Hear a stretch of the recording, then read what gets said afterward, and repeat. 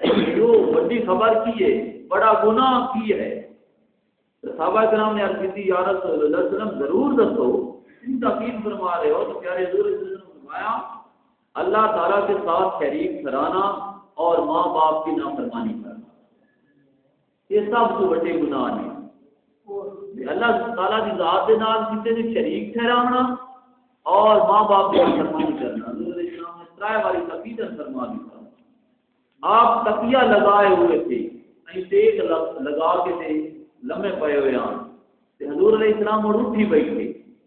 پھر نبی کریم علیہ السلام نے فرمایا سنو، جھوٹی بات کرنی اور جھوٹی گواہی دینی یہ بھی بڑے گناہ ہیں۔ پھر حضور علیہ السلام مسلسل فرماتے رہے حتیٰ کہ ہم نے کہا کاش آپ خاموشی اختیار کر لیتے۔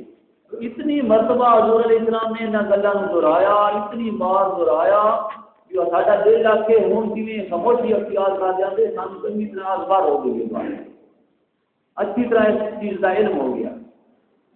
اگے حدیث پاک ہے، نبی کریم علیہ السلام نے کیا فرمایا، 7 ہلاکت خیز کاموں سے بچو، 7 کاموں تو بچو جنہیں تمہیں ہلاک کران والے نے۔ اور سب سے پہلے فرمایا حضور علیہ السلام نے اللہ کی ذات کے ساتھ شرک نہ کرو، وہ دے نال برابر کسی نہ ٹھہراؤ، نہ صفات نہ کمالات نہ عبادات نہ انوارات، کسی سے بھی اللہ تعالیٰ کے برابر کوئی اور ہستی نہیں۔ پیارے نبی کریم علیہ السلام کو اللہ رب العزت نے کیا بخشیا ہے، لیکن اللہ کی ذات کے برابر حضور علیہ السلام کی ذات بھی نہیں۔ نبی کریم علیہ السلام کو اللہ نے صفات نال نوازیا ہے۔ شیخ سعدی رحمۃ اللہ علیہ کسی نے سوال کیا، پیارے نبی کریم علیہ السلام کو اللہ رب العزت نے کیا شان عطا کی ہے؟ حضرت شیخ سعدی رحمۃ اللہ علیہ فرماتے ہیں بعد از خدا بزرگ سوئی قصہ مختصر، خدا نہیں ہے لیکن خدا تو بعد ذات جو فضیلتاں والی ہے وہ حضور علیہ السلام کی ذات ہے۔ پیارے نبی کریم علیہ السلام کے سامنے صحابہ کرام عرض کرتے ہیں یا رسول اللہ صلی اللہ علیہ وسلم اللہ تعالیٰ نے آپ کو کتنا شان عطا کیا ہے؟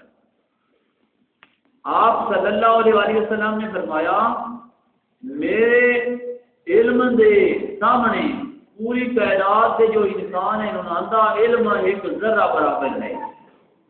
جی ایک ریت دا ریگستان ہوگی نا تو ایک ذرہ ریت دا ہے، وہ ذرہ ریت کا جو ہے اس کی مثال پوری کائنات کے سارے لوگوں کا علم ہے میرے علم کے سامنے۔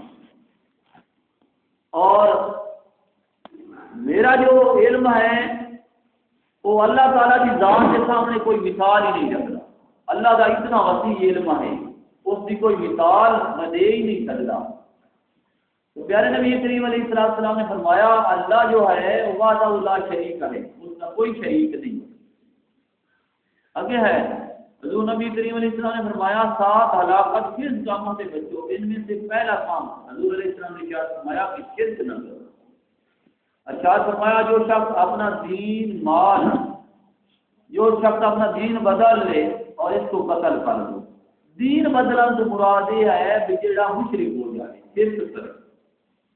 آگے دوسری قسم شرک کی تو پہلی ہے نا اللہ تعالیٰ کے نال عبادات کے اندر صفات کے اندر عبادت کے قابل کسی اور کو بھی سمجھنا، صفتاں دے وچ بھئی اللہ دے برابر کلام ہی ہے، اے اللہ دے ہاں اللہ کی برابری والا کوئی نہیں۔ اللہ نے جو شان اطاعت عطا کیتا ہے اپنے بعد عطا کیتا ہے انبیاء کرام اور سارے نبیوں نال واسطے ساڈے آقا صلی اللہ علیہ وسلم اللہ نے شان بلندی والا دیتا ہے۔ دوسری قسم جو شرک دی ہے وہ حضور نبی کریم علیہ السلام نے ارشاد فرمایا کہ اللہ رب العزت قرآن مجید کے اندر ارشاد فرماتا ہے فمن کان یرجو لقاء ربہ فلیعمل عملا صالحا ولا یشرک بعبادت ربہ احدا۔ اللہ رب العزت فرمایا کہ جو شخص اپنے رب سے ملاقات چاہتا ہے یہ چاہتا ہے میں اللہ تعالیٰ کے سامنے پیش ہوں، اسے چاہیے کہ اچھے اعمال کرے اور اپنے رب کی عبادت میں کسی کو شریک نہ ٹھہرائے۔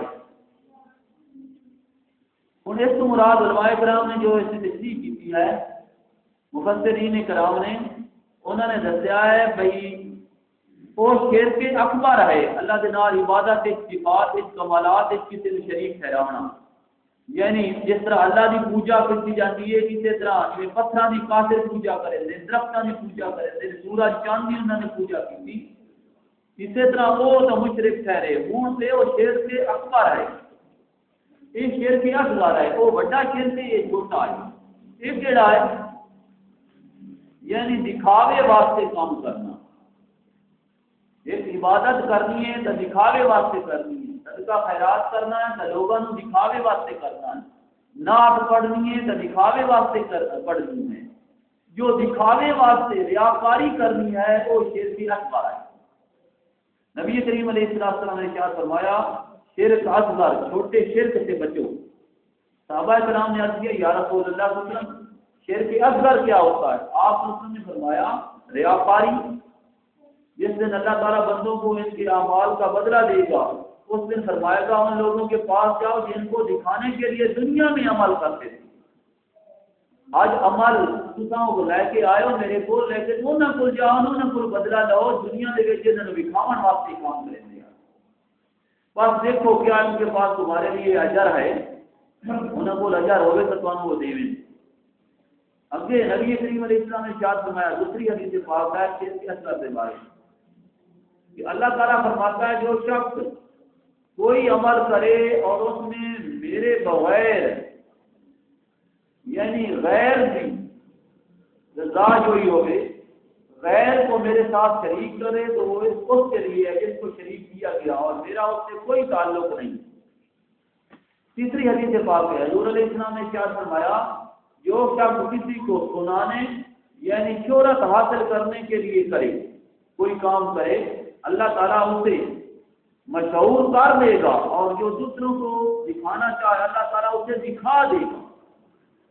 جڑا بندہ ایک عمل کرتا ہے صرف لوگوں کے سامنے شہرت حاصل کرنے واسطے، اللہ رب العزت اس بندے کی انہاں لوگوں کے لیے شہرت کر دیتی، اس بندے کو اللہ مشہور کر دیتی، لیکن قیامت والے دن جب حاضر ہوتی تو وہ بندہ خالی کا خالی ہوتی۔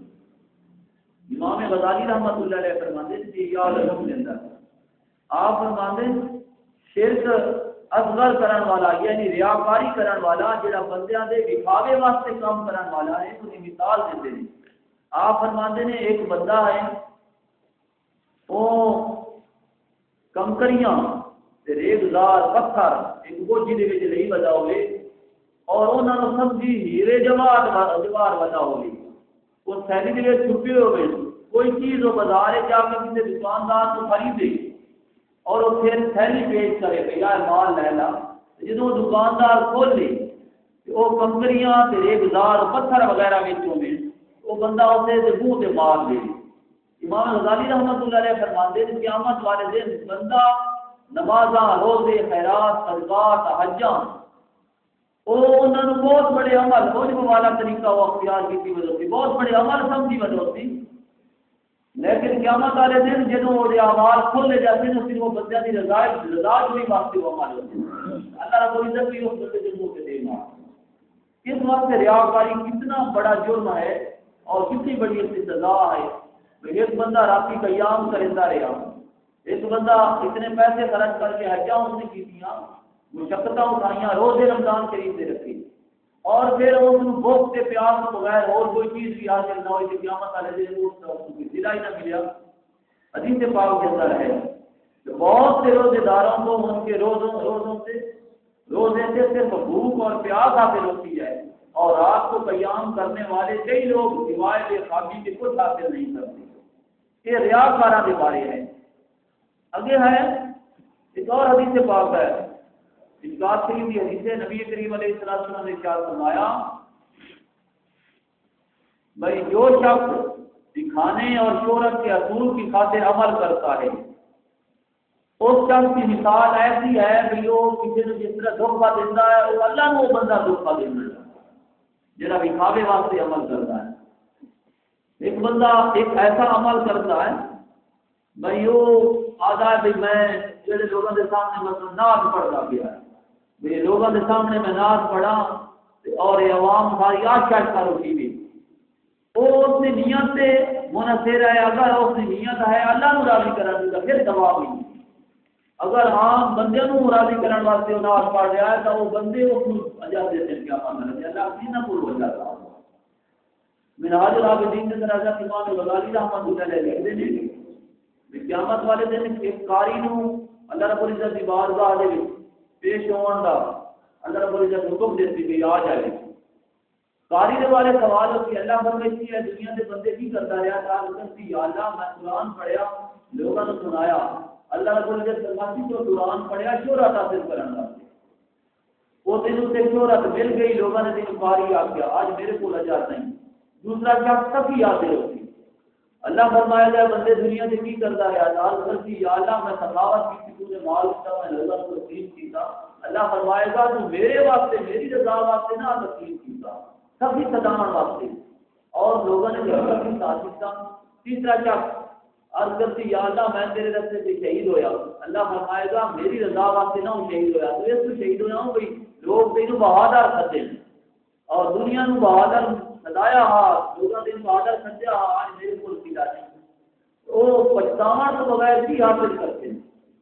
بندے نے دنیا کے اندر مشقت بھی اٹھائی ہوتی ہے. ایک بندہ ہے سواہی کٹے جدوں وہ سواہی نو جامن کا ویلا آئے اس فصل نو اٹھاون کا ویلا آئے تو یکدم سواہی ختم ہو جائے. وہ فصل ہی ختم ہو جائے. اس کو کوئی سیدھا ہی نہ ملے. اس حال بھی وائے پانی بھی لائے سپرے بھی کیتے خرچے کیتے سارا ہو گیا. ریاکار انہیں اتنا خالی کا خالی رہا.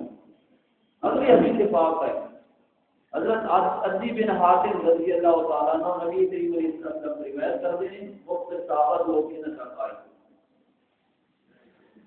قیامت کے دن کچھ جماعتوں کو جنت کی طرف جانے کا حکم دیا جائے گا. اللہ فرماتی اے جماعت میں گروہ جو ہے وہ کھڑا ہوتی ہے. اللہ فرماتی ہے انہوں لے جاؤ جنت میں. جب وہ جنت کے قریب پہنچ کر اس کی خوشبو سونگیں گے اس کے محلات اور تمام نعمتیں دیکھیں گے.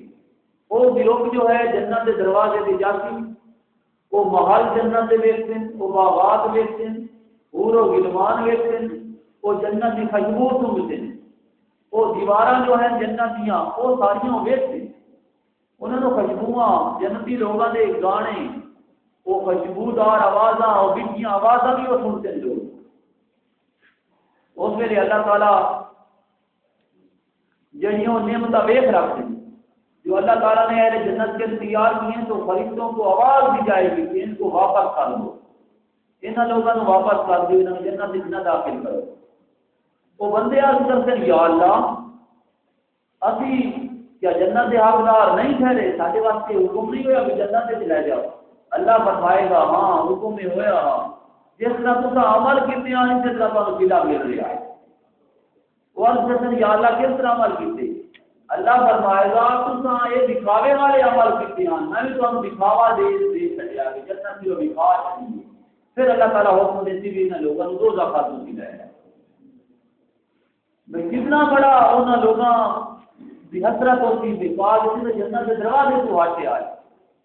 ایک بندے نے اتنی بڑی نعمت ویکھی ہی نہیں جنت کے مال ویکھے ہی نہیں اس کو اتنی حسرت نہیں ہونی.